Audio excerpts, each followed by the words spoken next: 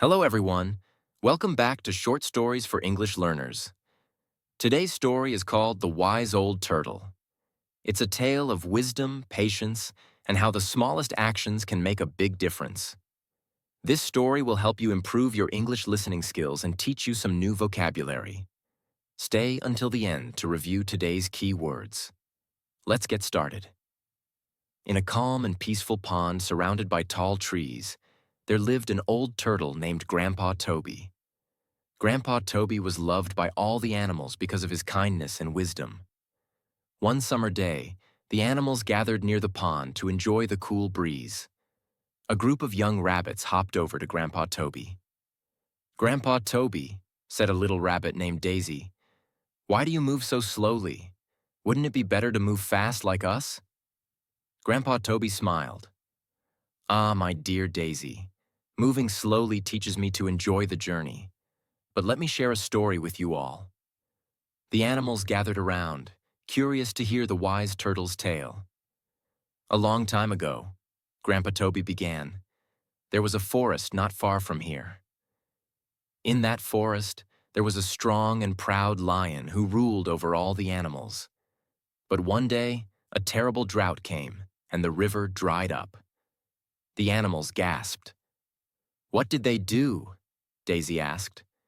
Grandpa Toby continued. "The animals were thirsty and scared. They decided to ask the lion for help.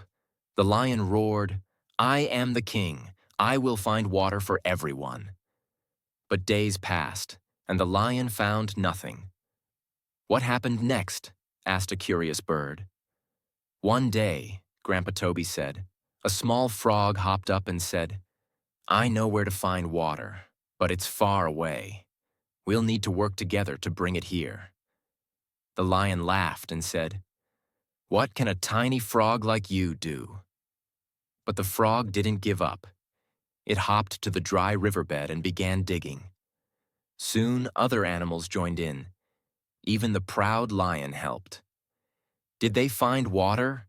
asked Daisy, wide-eyed. Grandpa Toby nodded. Yes, after hours of digging, they found a small spring bubbling up from the ground. The animals cheered. They had water again because they worked together and listened to the smallest voice. The animals around Grandpa Toby clapped their paws and wings. "What does that story teach us?" asked Daisy. Grandpa Toby smiled again. "It teaches us that everyone, no matter how small, can make a big difference. And sometimes, slow and steady wins the race, just like the little frog who never gave up." Daisy looked thoughtful. "I guess moving slowly isn't so bad after all. Thank you, Grandpa Toby." The animals left the pond that day, feeling inspired by Grandpa Toby's wisdom.